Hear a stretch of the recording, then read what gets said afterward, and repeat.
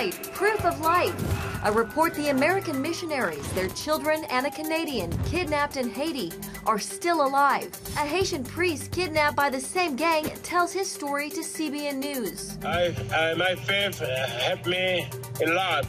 This is The Nation Remembers. Honoring all those who served in the armed forces on this Veterans Day.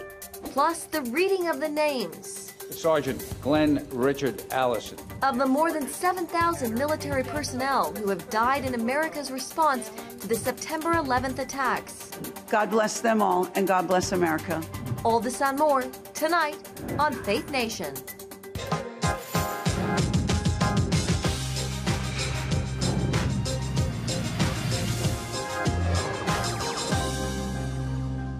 Good evening and welcome to Faith Nation on this Veterans Day. I'm Jenna Browder. And I'm John Jessup. Tonight we honor and remember all Americans who have served in the U.S. Armed Forces. But first, new reporting tonight on the group of kidnapped Christian missionaries in Haiti abducted along with their young children. U.S. officials confirming evidence proving some of the kidnapped missionaries are still alive. CBN News senior international correspondent George Thomas joins us now with more. George?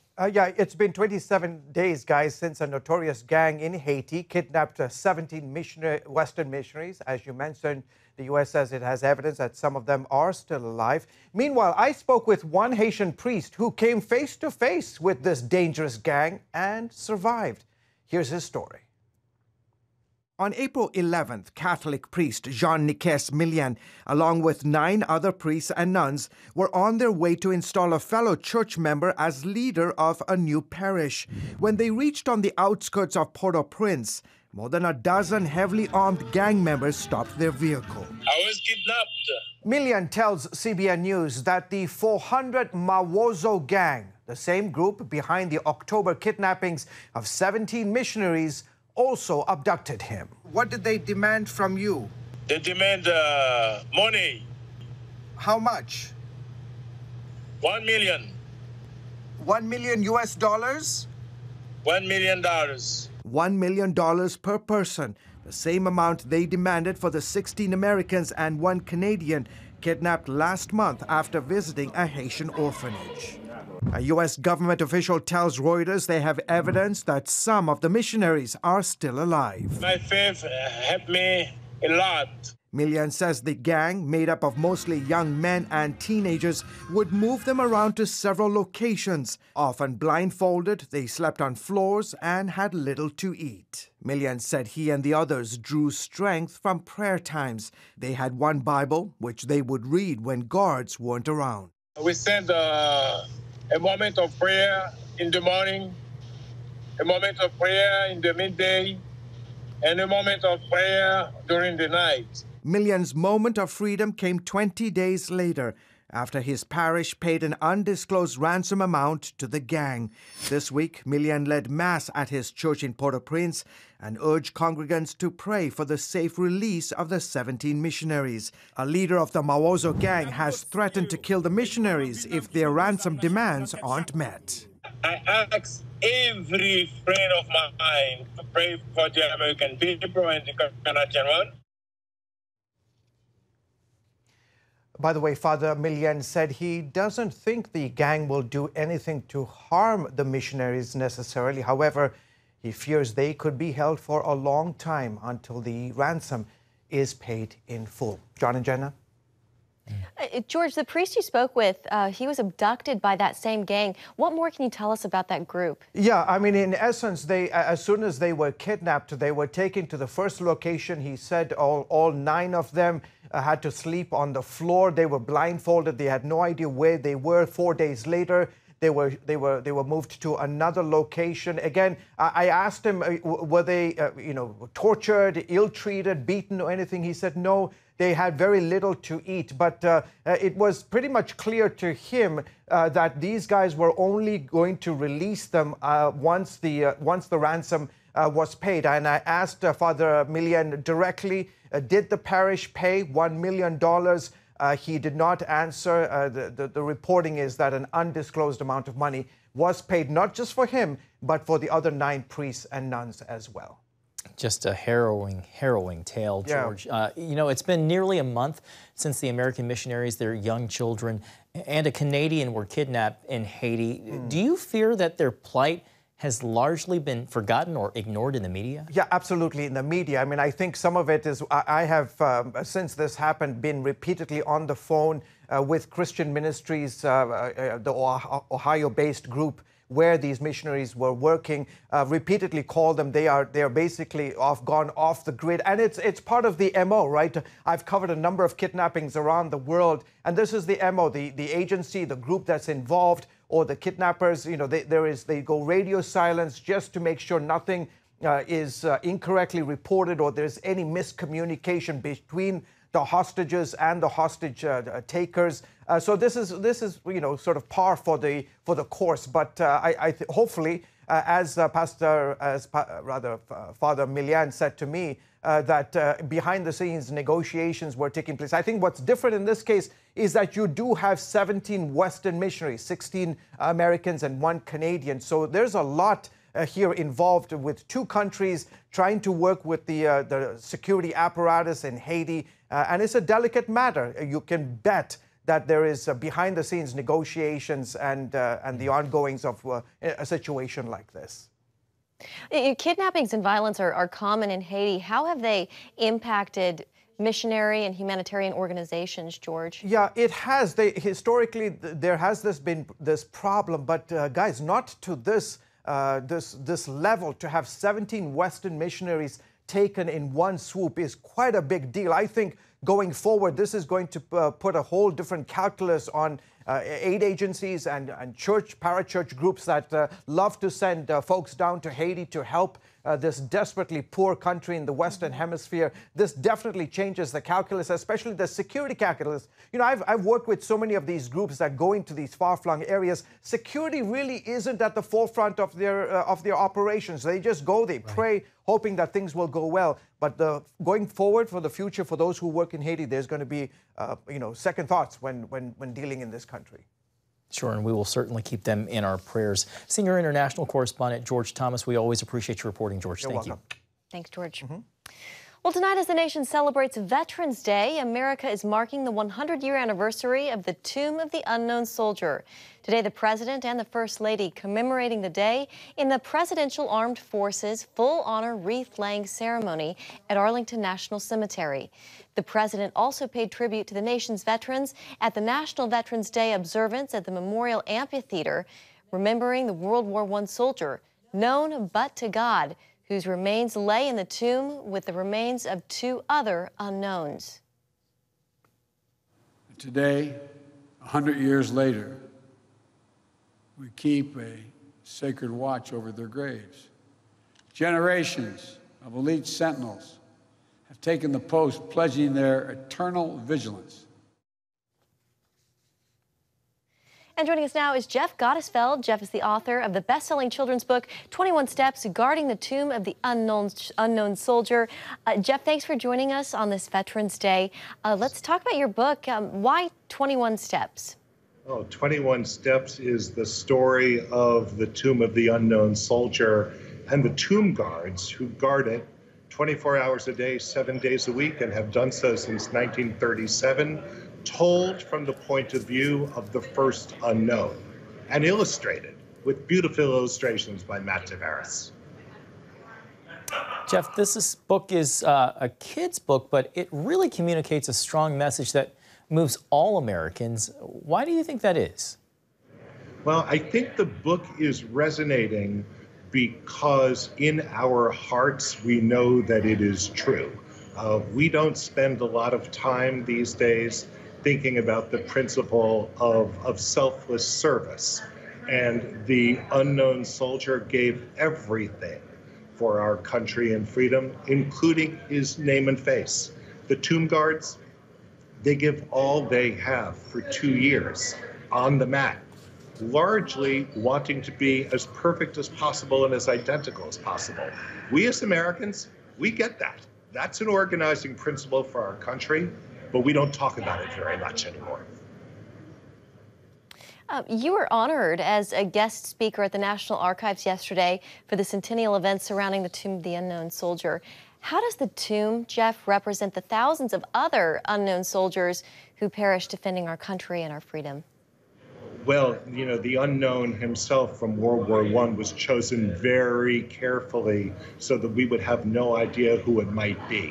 Plus, you know, there were 1,500 unknowns from World War I, 10,000 World War II, almost 1,000 from Korea. The loss of the family and the unit and the country represented by the Tomb of the Unknown Soldier is a broad loss. It is all of our losses, which is why the unknown belongs to all of us. Jeff, one quick question for you. Do you have a military background or family members who are military that helped to inspire this book for you?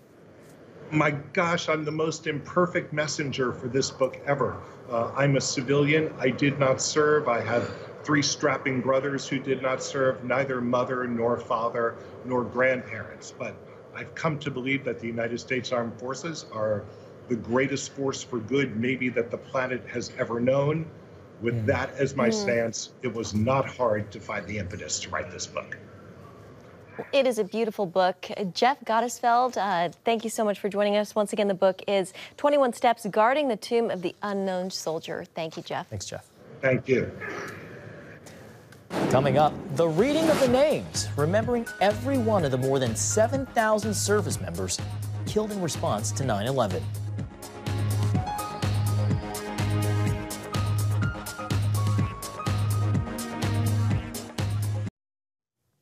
Well, it has taken all day, but tonight, for the first time ever, one group is finishing up the reading of every single name of the more than 7,077 American service members who paid the ultimate sacrifice responding to the 9/11 terrorist attacks.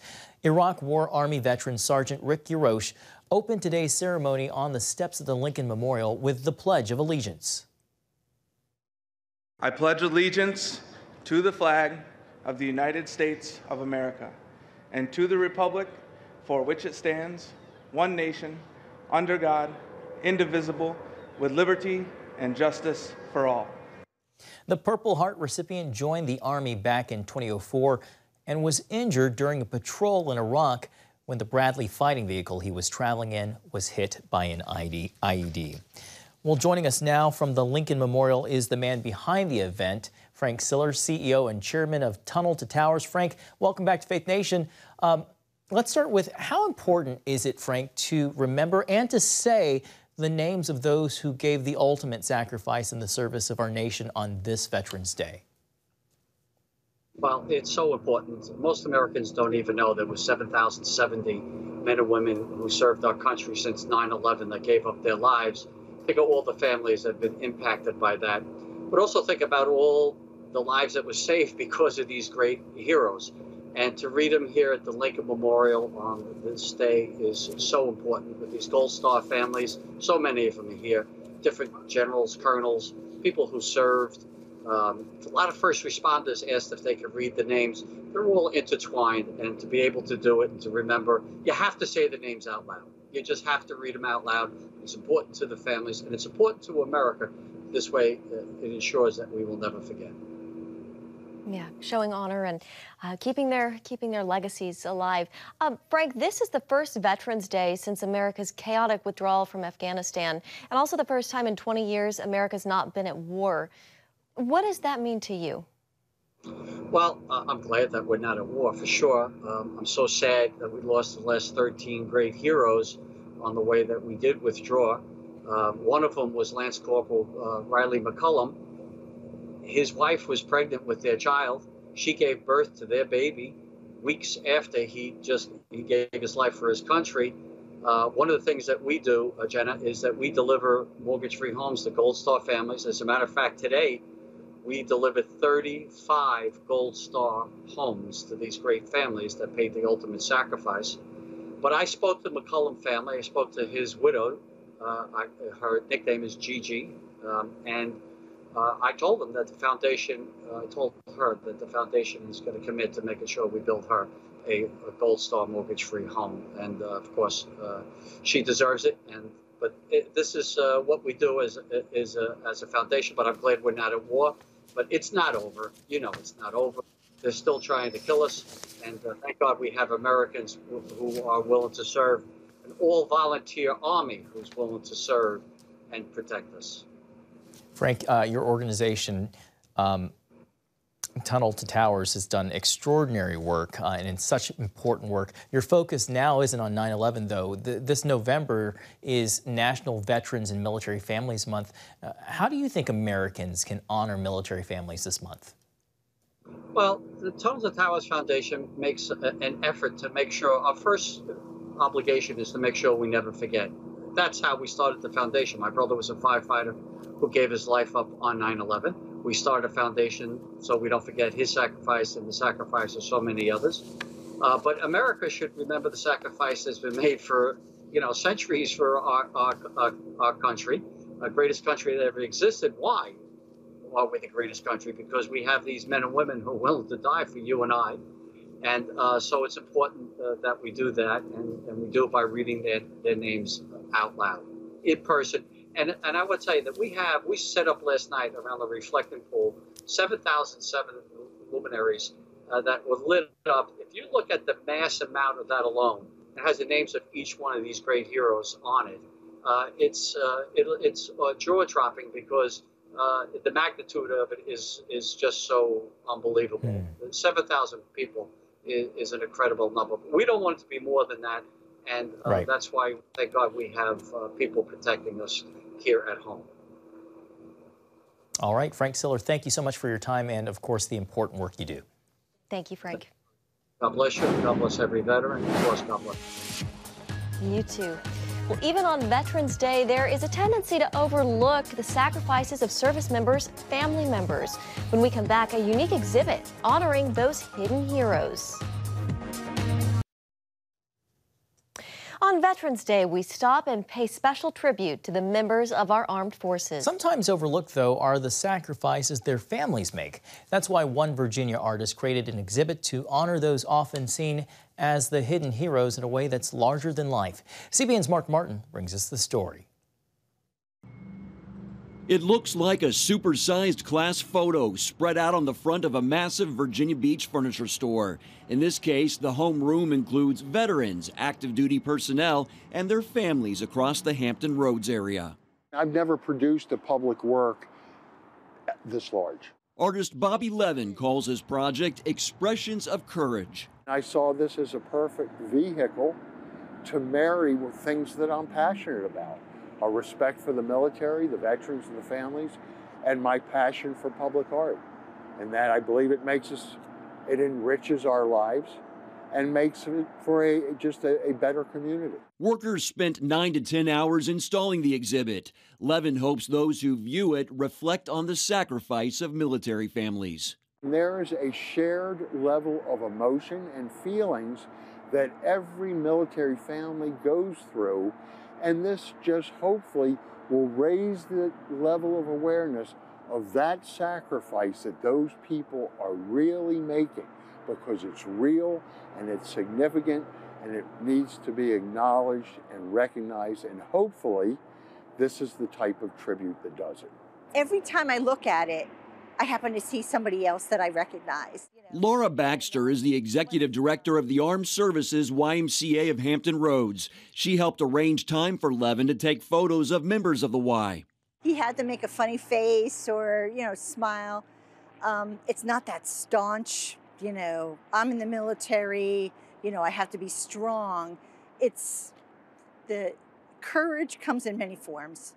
And when you're talking about the courage that a military family has to entail, they have to have that courage on the front line, but then also the family has to too. I feel like I'm famous now. 11-year-old Nevaeh Barnes and her mom Ashley James are featured among the 167 photos.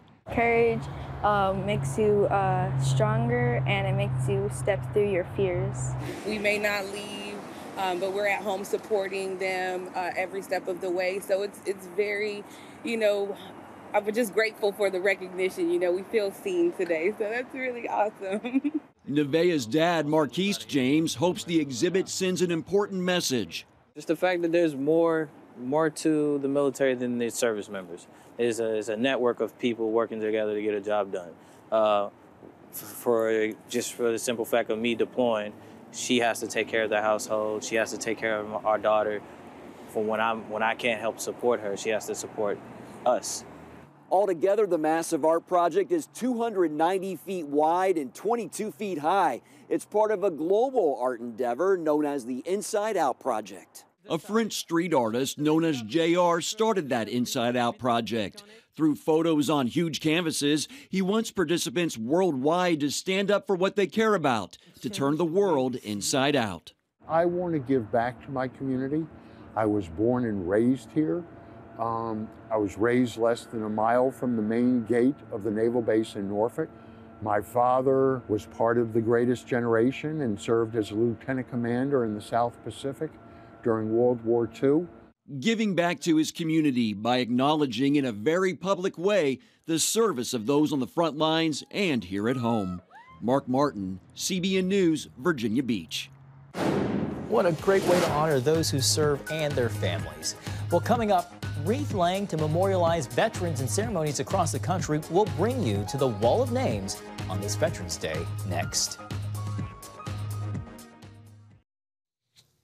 A place to gather and share stories. That's how the National Park Service referred to the Vietnam War Memorial in Washington, D.C. today. On this Veterans Day, the Park Service teamed up with the Vietnam Veterans Memorial Fund to commemorate the thousands of lives given in service and to recognize their families with a wreath-laying ceremony. Gold Star Wives of America and American Gold Star Mothers placing wreaths along the Wall of Names. The wall commemorates over 58,000 men and women who gave their life in the Vietnam War. Well, on this Veterans Day and every day, CBN is giving you the opportunity to help active duty military families by donating to CBN's Helping the Home Front. Helping the Home Front provides financial assistance to help congregations meet the needs of their military families. CBN's way of aiding churches and helping these families repair homes and cars, help with mortgages and bills, and much more. To learn more, you can go to cbn.com/giving. And that is going to do it for Faith Nation. Thank you so much for watching, and happy Veterans Day.